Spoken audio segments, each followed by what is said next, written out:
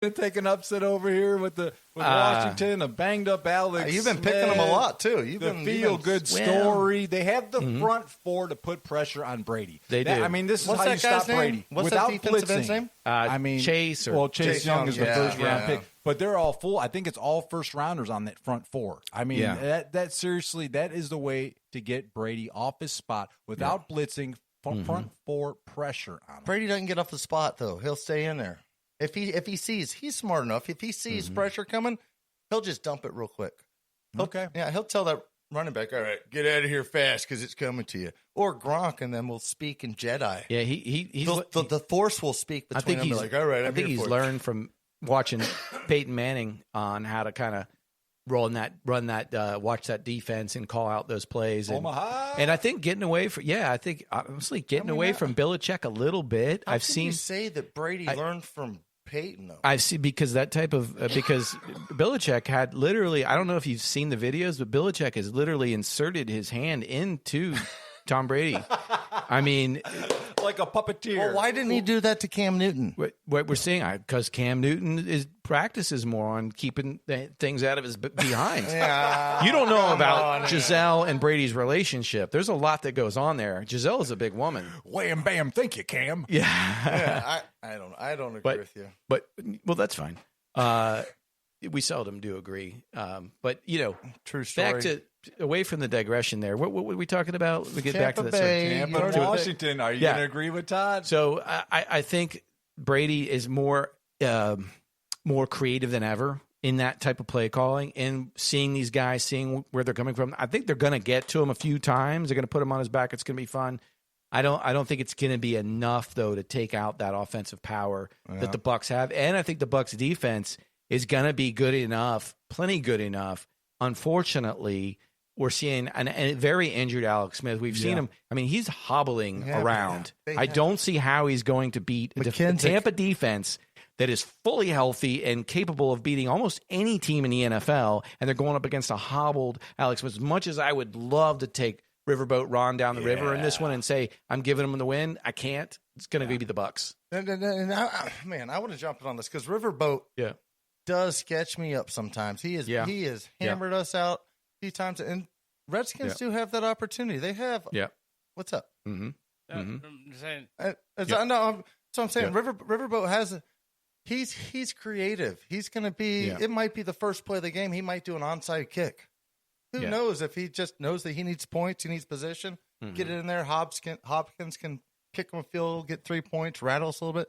Their defense is going to be good. McLaren deep, McKenzie out of the back. I don't. All right. So we're all on the Bucs for this one. Yeah, we're all on the Bucs for this one. Yeah. All right. Washington worries me though. Let's move over to Sunday. This is the best game on this. Come on, Baltimore Ravens at Tennessee Titans. Baltimore. I seen it said Baltimore was favored by 3, which I was pretty surprised. Unless that line has moved. Has it moved to a pick'em? I seen it as a 55 over and under.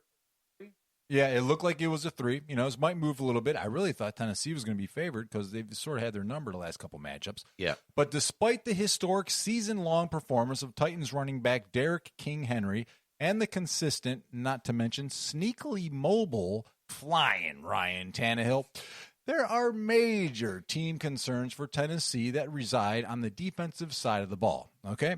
Now, Baltimore is one of the hottest teams over their 5-game winning streak that they're bringing into Tennessee. They are averaging 37 points during their post-COVID winning return.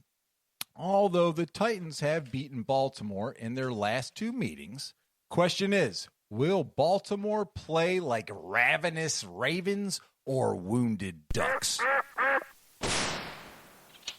Oh, my gosh. What's going to happen here? What's going to happen, Brando? Let's start it off with you. I really think this is going to be a great one. This is what there's some mismatches this weekend, but buddy boy, this is big time. Lamar Jackson has lost 2 playoff games. I mean, this is a tough call and probably the most evenly matched game of this particular wild card series, in my opinion.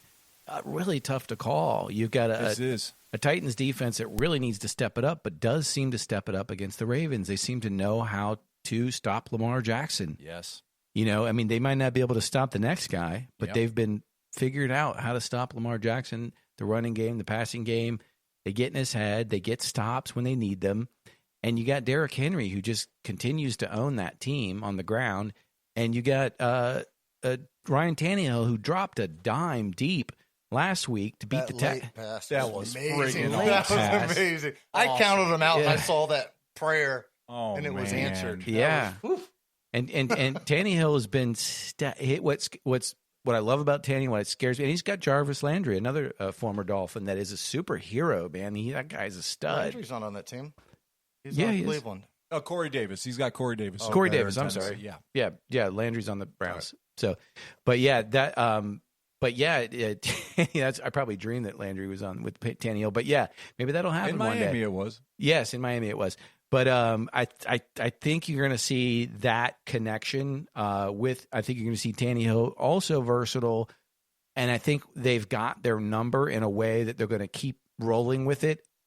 I'm hesitant to say it, but I think we're going to get a win from the Titans. All right. Hey, they're home dogs. It's pretty crazy that they're home dogs, really. That's hard Todd. to argue with, though. I mean, of course. Tannehill has a knack for playing. He can play poorly for 3.5 quarters, and then when they need a pass or a play, in Tennessee, for some reason, he just seems to come up with it, and he did that all last year in the postseason. Mm-hmm. Lamar Jackson's never won a playoff game.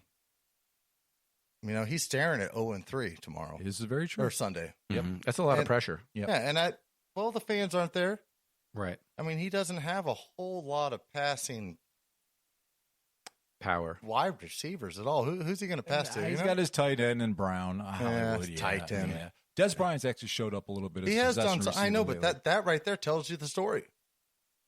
You have a 58-year-old veteran come in, and he's your feature wide receiver. He's your skill player. It's like, that's what we got? Yeah, I think I'm with you, Brando. I'm going to take Titans. All right. I hate to pick with my heart, man, but I'm going to do it. I got to go with Baltimore. That Dobbins, that rookie from Ohio State, he started off slow. He's been big. I had him in fantasy. I was a little worried. Did I overdraft this guy in fantasy? Like, what's going on here? Dude, he is blown up lately. Dobbins is on fire. I think Lamar Jackson is fired up. He is a hard-working guy. He doesn't just rely on his athleticism. This guy is all in it to win it. This is Ravens' game. They're fired up. Their defense is back. The offense. Baltimore Ravens all the way. Let's do it, Lamar Jackson. Oh, so you're going to give it, what's the line there? Tennessee plus Don't 3? Let me down.